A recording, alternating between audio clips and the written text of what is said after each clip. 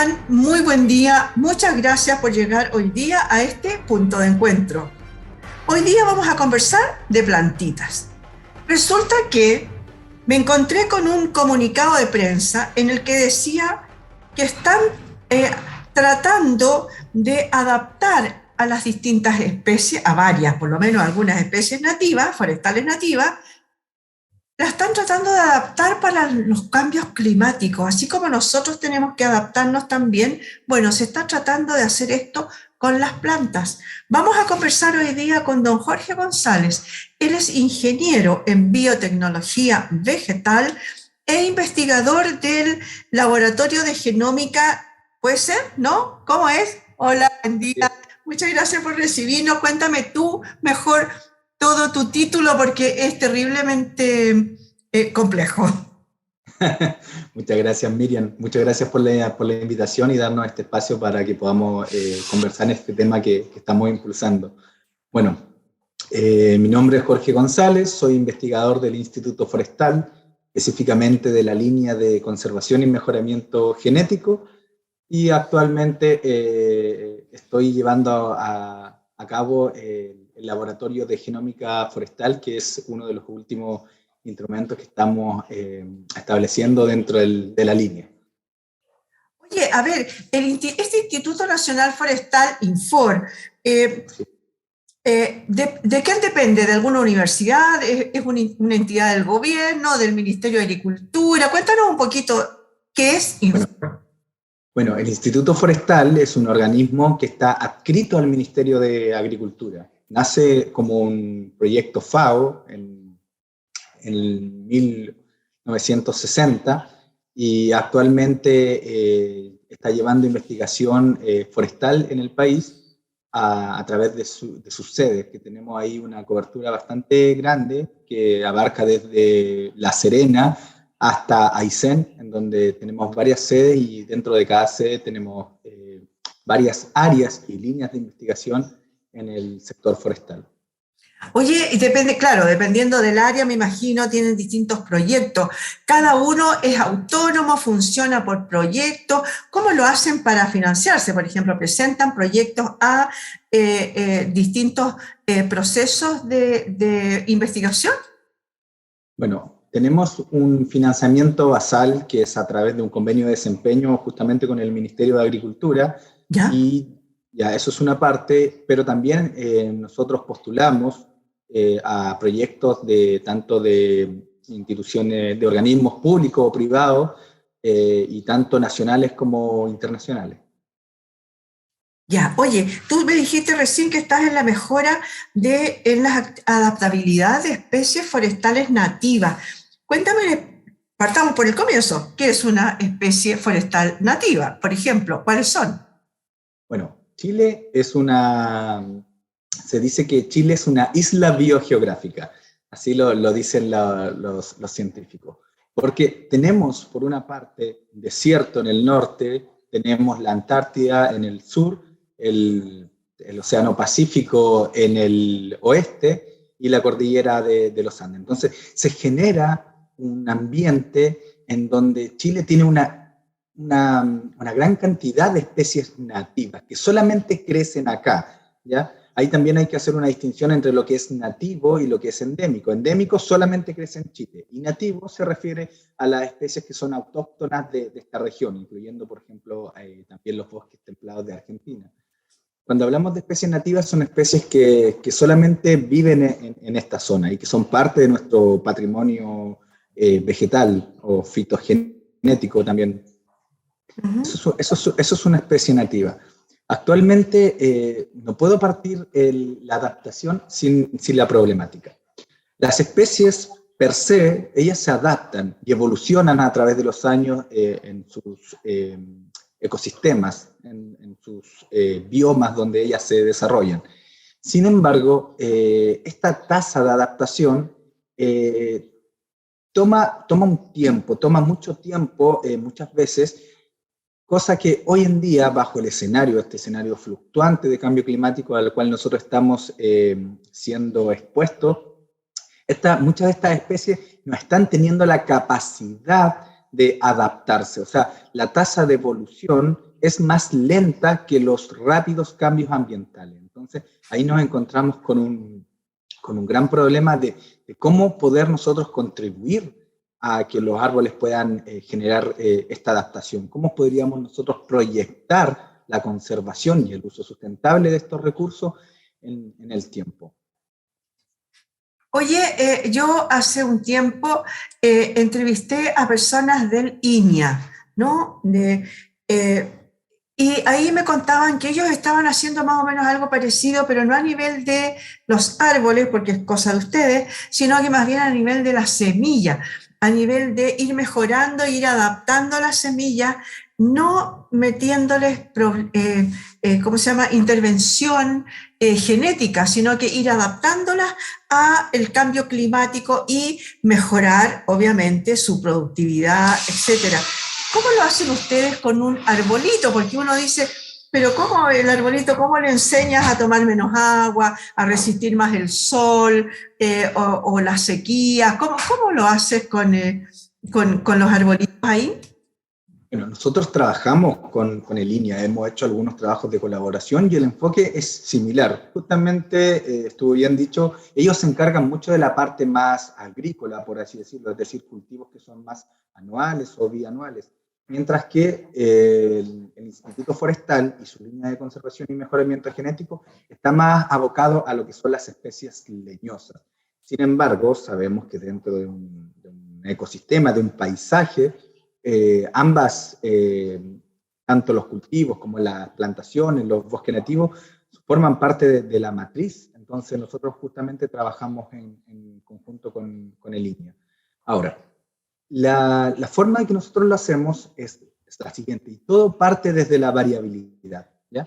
Existe una variabilidad dentro de las poblaciones. Cuando nosotros pensamos en alguna especie, por ejemplo, Araucaria araucana, es una especie nativa y dentro de sus poblaciones chilenas existe una variabilidad. Hay árboles, especies, individuos, que recibe el término de genotipo. Un genotipo es un individuo en particular que reúne ciertas características y que tiene una mejor adaptación si hacemos una comparación con otros individuos de la misma población. Existe una variabilidad poblacional.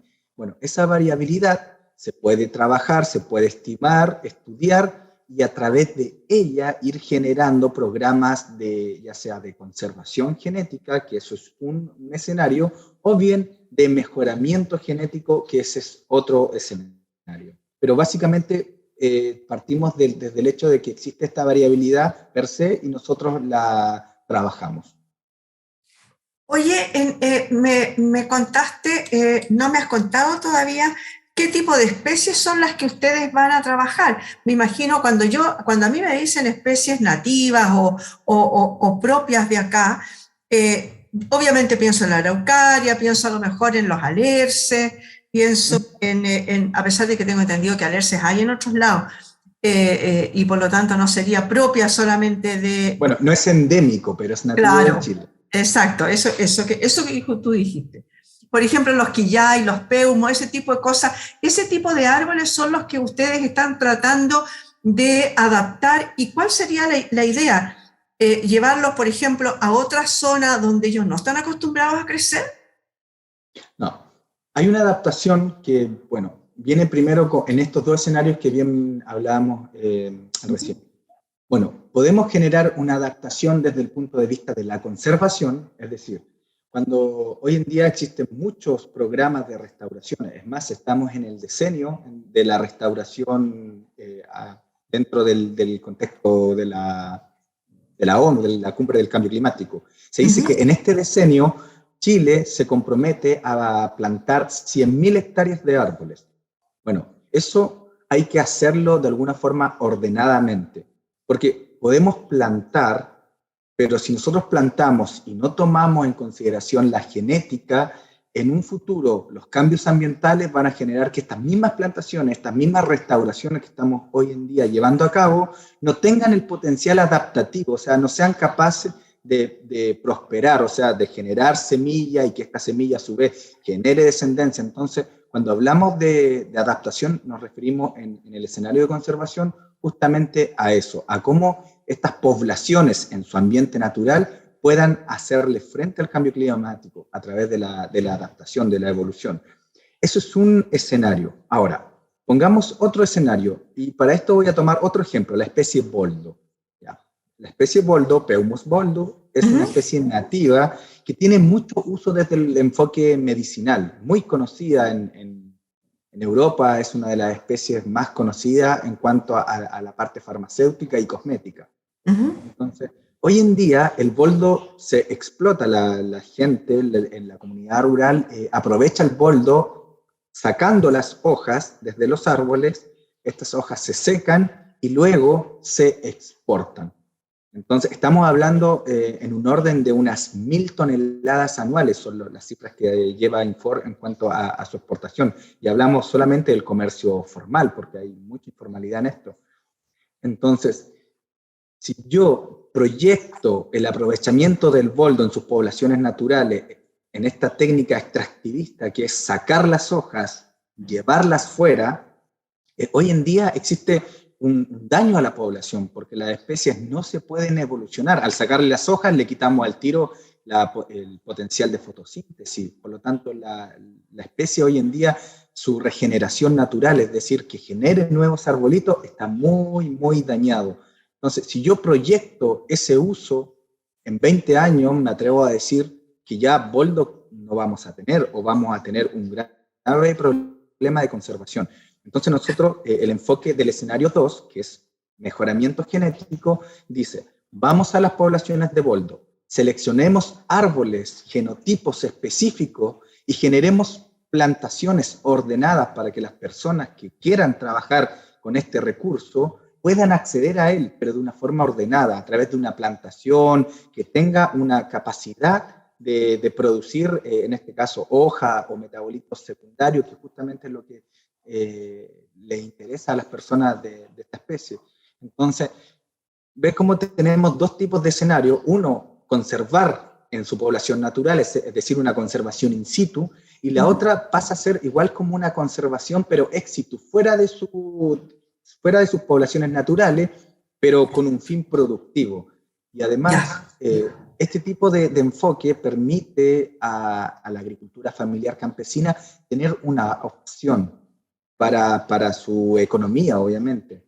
Entonces se genera un tercer enfoque de conservación que hoy en día se está trabajando mucho, que se llama conservación circa situ, es decir, conservar usando. Yo uso el boldo, por ejemplo, pensemos en un predio, el apicultor o el agricultor usa el boldo, genera el recurso y a la vez lo está manteniendo, lo está conservando, que es totalmente independiente a la conservación que nosotros tenemos en el enfoque natural, en el in situ. Son reales diferentes de trabajo. Claro, por vía natural, digamos. Claro. No había pensado en eso, en que, por ejemplo, el boldo podría estar de alguna manera amenazado, ¿no? Por la indiscriminada uso que se está haciendo de sus hojitas y, claro, y muchas veces el fruto también. Es así también, el fruto también. Pero hay la otras, corteza, ¿no? Si lo utilizan completo. lo sacan por todos lados. Bueno, lo mismo pasa un poco con el quillay, ¿no es cierto? Así es. Quillay Sobre se todo usa ahora, mucho para el tema de los champús y que por el poder saponífero que tiene, ¿no? sí, el quillay es otra de las especies que tiene el mismo, digámoslo así, la misma problemática que boldo. Es una especie muy utilizada desde el punto de vista de la cosmética, y hoy en día tenemos dos opciones: o vamos a las poblaciones naturales y sacamos todo el recurso, o generamos una línea ordenada de producción, que por supuesto todos puedan acceder, porque eso es algo importante dentro de la línea. Nosotros no trabajamos para alguna empresa en particular, el Instituto Forestal no tiene ese fin, sino que dentro de la línea y dentro de este contexto de adaptar los árboles nos referimos a generar opciones, un abanico de opciones para que la misma agricultura familiar campesina, que a lo mejor quiera iniciar un negocio, lo pueda hacer de una forma ordenada, conservando la especie y usándola sustentablemente. Ya, perfecto, me queda clarísimo. Oye, y en ese sentido ustedes entonces obviamente trabajan mano a mano con los agricultores, ¿no es cierto? En este sentido, ¿existe una especie de mercado forestal? Efectivamente, existen dos tipos de mercado que podría describirlo así en amplio rango. Primero tenemos un mercado maderero, ¿ya? En donde muchos de estos agricultores diversifican dentro de sus predios. O sea, hay muchos de estos agricultores o forestadores pequeños que tienen plantaciones para la producción de leña o bien para la producción de celulosa, la cual ellos venden a empresas más grandes. Eso también se da. Perdona, Por otra parte, perdona que te interrumpa ahí porque quiero seguir un poquito eso para que después me cuentes la otra parte. Pero, a ver, esa forestación que se hace por el tema de la celulosa es básicamente pino y a lo mejor eucalipto, no sé, a lo mejor estoy inventando. Eh, no, justamente lo que más se usa. así es. Hoy en día la especie de eucalipto es lo que más se utiliza en la industria forestal. Ajá. Entonces, cuando tenemos un forestador pequeño, por ejemplo, que tenga unas hectáreas y él quiera generar materia prima para la empresa grande, él lo puede hacer y va a plantar eucalipto, que es lo que compran. Esto lo compran en modalidad de metros Ruma o directamente compran la plantación. Ese mercado existe. Ahora, el otro mercado es el mercado de los productos forestales no madereros. Y ahí es donde muchas veces entran todas estas otras especies, como por ejemplo el quillay con sus saponinas, el boldo con sus hojas, la araucaria con sus piñones, entre otras especies. Ya. Oye, a ver, volvamos al tema de la parte maderera. Eh, la introducción del eucalipto no es propio de Chile, ¿no es cierto? No, el eucalipto es una especie originaria de Australia. Ya, y se introdujo a Chile. Se introdujo a Chile en los años 60 justamente como una medida para frenar la erosión y también como una alternativa para producir madera. Justamente, madera no cerrada, sino que básicamente madera con fines energéticos, leña principalmente. Eso básicamente porque es de muy rápido crecimiento, pero tengo entendido que también es muy consumidor de agua, ¿puede ser? Bueno, hay varios estudios que se han realizado. Yo sé que ese es un tema bastante, llamémoslo así, polémico. Ujú. Sin embargo, yo creo que hoy en día cualquier sistema productivo va a consumir agua. O sea, si pensamos en el trigo, si pensamos en la avena o el maíz, que son cultivos anuales, consumen una gran cantidad de agua. Nosotros en temas de eucalipto no hemos hecho estudios de ese nivel en cuanto a temas de consumo de agua. No tenemos esa línea hoy. Bueno, obviamente que cuáles más consumen, creo yo, deben ser los árboles frutales, ¿no es cierto? Mucho en algún momento se habló contra las paltas, pero yo digo, ¿y qué pasa con los limones y los naranjos? Bueno, hay que siempre pensar que todo sistema productivo va a consumir agua. Entonces, Claro. cuando tenemos un sistema productivo, hay que mejorarlo, hay que mejorar este proceso, ¿ya? Y en la mejora continua es cuando uno empieza a seleccionar genotipos que tengan una menor capacidad digámoslo así, de consumo, que en otras palabras lo que hablo es eficiencia, que tengan una mayor eficiencia, que con poca agua puedan desarrollarse. Y eso Perfecto. muchas veces, sí, y eso se da en el ambiente rural, porque hay sitios degradados que hoy en día son improductivos. O sea, si nosotros nos vamos al secano interior de lo que es la región del Biobío, lo que es el Maule, Ñuble, parte de la Araucanía, hay sitios en donde no crece nada. Y esos terrenos hoy en día están desnudos, con el peligro de que pueda la erosión hacer un estrago ahí, Ujú. dañarlos mucho más de lo que hoy ya están. Entonces, cuando vemos estos terrenos, nos ponemos a pensar, ¿cómo podemos protegerlo? Y bueno, algunos agricultores, algunos forestadores, deciden las especies exóticas, pero eso es una elección de ellos, del pequeño, del que tiene el sistema productivo. Oye, tú nombraste ahí una palabra que yo creo que es fundamental, la parte nativa versus los exóticos, ¿no? Aquellos, existe tanto importación, como hablábamos recién, como el caso del eucalipto, también hay exportación. Nosotros exportamos de alguna manera, no sé, algunos arbolitos propios. O sea, existen exportación de algunos productos del bosque nativo, que justamente es el mercado de productos forestales no madereros. Pero, y también existe un mercado de maderas, de árboles nativos. Pero hay que tener en cuenta que estas maderas generalmente corresponden o bien a un aprovechamiento del bosque nativo bajo estándares de certificación, de manejo de un bosque, ¿ya? Las plantaciones que se hicieron con ese fin. Porque aquí lo que hay que siempre tener en cuenta de que si nosotros no generamos opciones productivas, van a ir a aprovechar el recurso en su condición natural. Y eso es lo que hay que de alguna forma resolver. Generar opciones para que la parte natural no sea afectada. Oye, eso es sumamente importante porque si no termina agotándose el recurso. Ahora, ustedes cuando trabajan con los agricultores, trabajan directamente en el sentido de irles enseñando todo esto, de ir viendo que si les sacan las hojitas, bueno, tendrá que plantar también otro, que no es llegar y sacar hojitas, sino que empezar a producir de tal manera que tengan un espacio, no sé, me imagino un espacio plantado con especies de 1 año, otro con 2 años, otro que está ya que se pueda empezar a sacar, a manipular, sobre todo, como dices tú, del éxito de las hojitas de boldo, ¿no? Que va a terminando con los árboles. Claro, o sea, nosotros generalmente cuando vamos a terreno, porque tenemos mucho equipo en terreno, uno para resolver problemas primero tiene que estar en el lugar donde se generan estos problemas, para verlo en situ. Entonces, nosotros lo que de alguna forma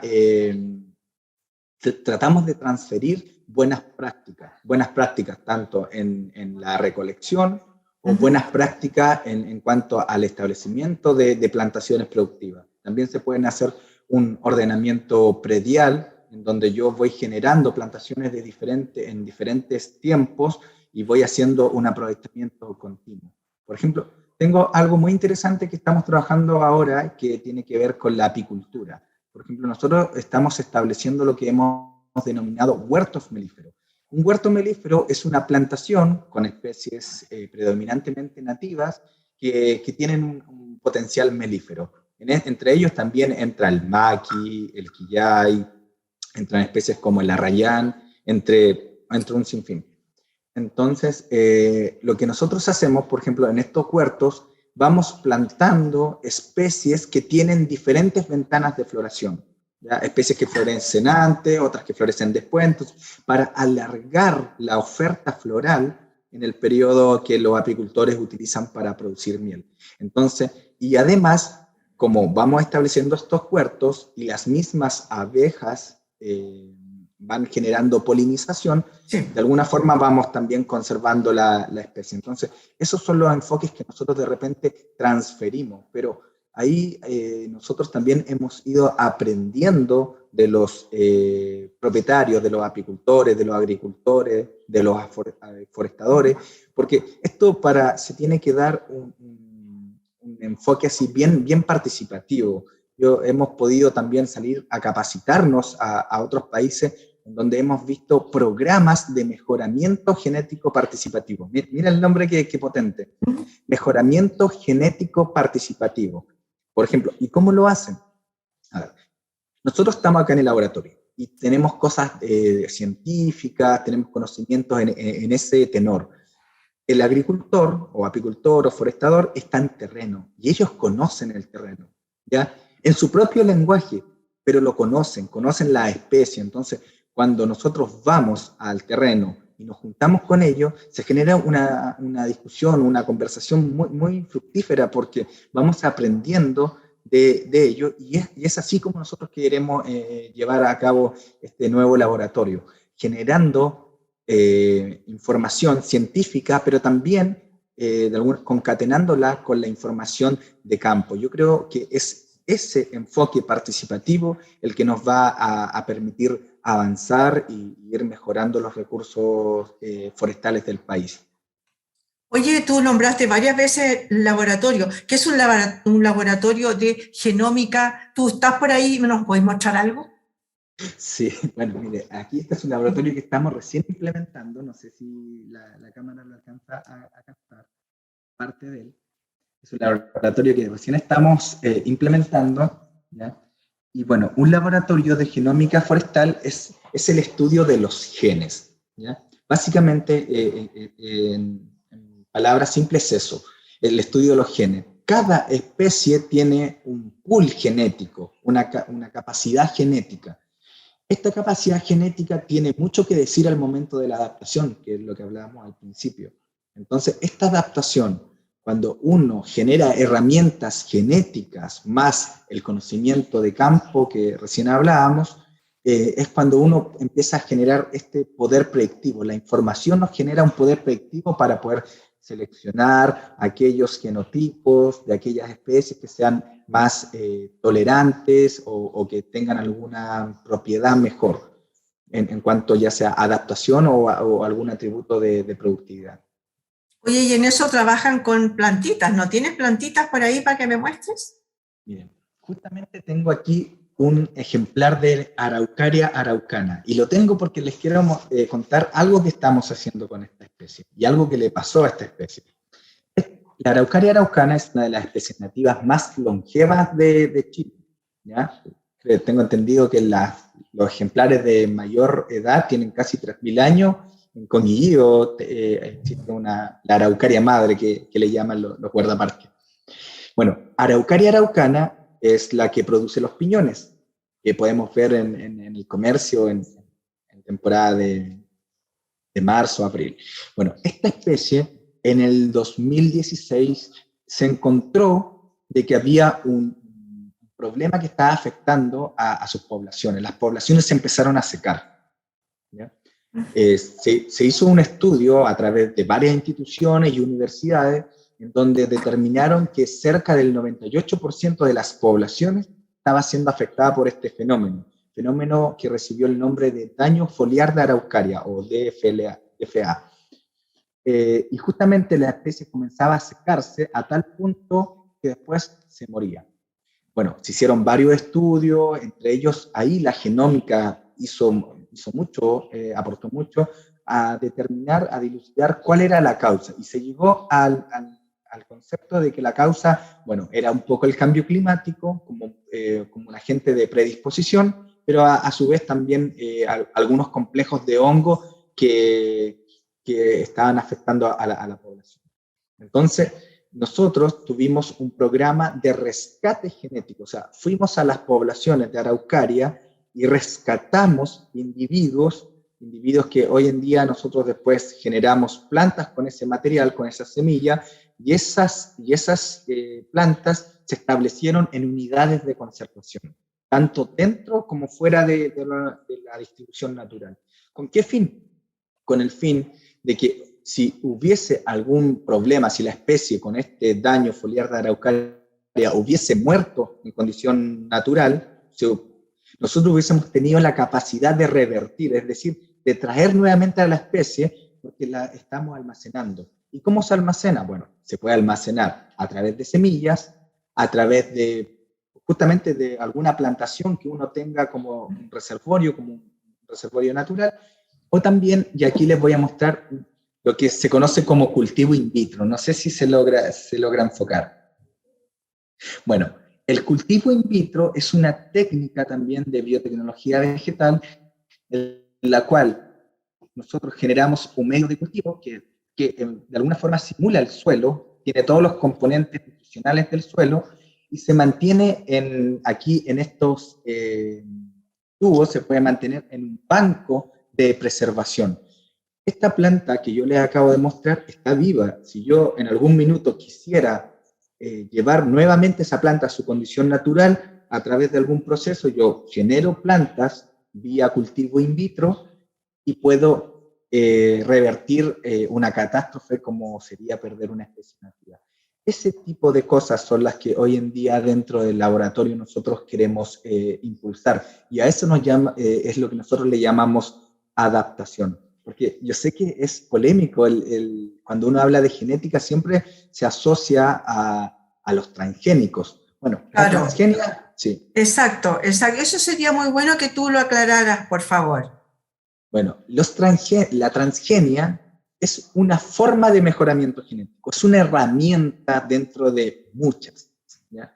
Es una herramienta en donde se transfieren genes de una especie a otra especie. Nosotros en el Instituto Forestal no trabajamos en transgenia, no vamos a hacer eso.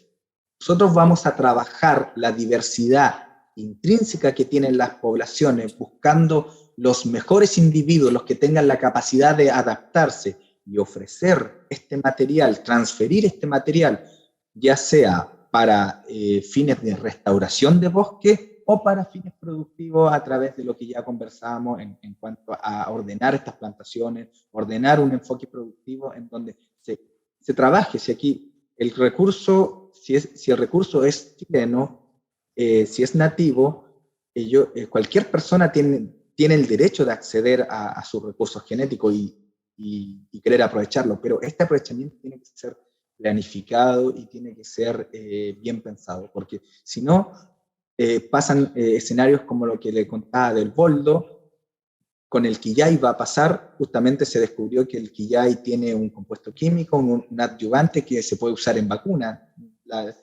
Hace un tiempo atrás salió esa nota al aire. Entonces, si nos ponemos a pensar, bueno, el quillay tiene este potencial, ¿dónde lo van a ir a buscar? Si no tenemos un sistema ordenado, si no tenemos plantaciones bien ordenadas, lo van a ir a buscar a las poblaciones naturales. Y eso es lo que nosotros no queremos que pase. Entonces, ahora acabamos de adjudicar un proyecto FIC regional en Biobío, donde vamos a trabajar el quillay desde un enfoque productivo. Vamos a tratar de buscar genotipos que tengan una capacidad y ofrecer, transferir esto gratuitamente, porque el Infor es un ente de investigación. Nosotros no vendemos el material, solo lo generamos y se lo vamos a transferir a los agricultores, a los viveristas, a los apicultores que quieran usar este recurso, pero de forma ordenada. Oye, es fantástico en realidad esa plantita que me mostraste dentro del tubo de ensayo, ¿no? Esta es una forma de conservar. Sí, es una forma de conservar. Pero lo encuentro fantástico porque me da la sensación un poco como, me recuerda un poco como a las lechugas hidropónicas, ¿no? Que crecen con un sustrato que no es tierra, sino que es solamente, ¿cómo se llama? Proteínas, minerales, no sé, todo lo que necesite para crecer la plantita. Muchas gracias, Jorge, se nos va el tiempo, te tengo que cortar porque se nos termina. Gracias por haber estado con nosotros. Yo sé que estás... Muchas gracias por la invitación. En este momento estás re lejos de nosotros. Sí, no, muchas gracias por la invitación y bueno, quedamos atentos a cualquier instancia en donde podamos seguir discutiendo y conversando o profundizando algún tema que de repente queda en tintero. Yo sé que el tiempo siempre es acotado. Puedo decir que gran parte de la información nosotros la estamos transfiriendo a través de nuestras redes sociales.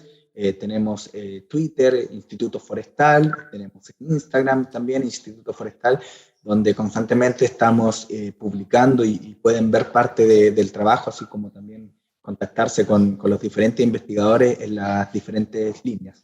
Así que muchas gracias por la invitación y quedamos atentos a una siguiente oportunidad en donde podamos conversar. Gracias. Obviamente que vamos a conversar de nuevo porque en realidad es súper interesante el tema, uno no lo piensa. Yo había pensado más bien el tema de la conservación por el tema del cambio climático y no, pues en realidad el tema de la conservación para los principales depredadores de la naturaleza, que son los hombres, ¿no? Somos nosotros los que estamos todo el tiempo sacando, pero no renovamos. Muchas gracias a Jorge González, ingeniero en biotecnología vegetal del Instituto Nacional Forestal, INFOR. Muchas gracias por haber estado hoy día con nosotros y muchas gracias a ustedes, señoras y señores, por haber estado hoy día en este punto de encuentro.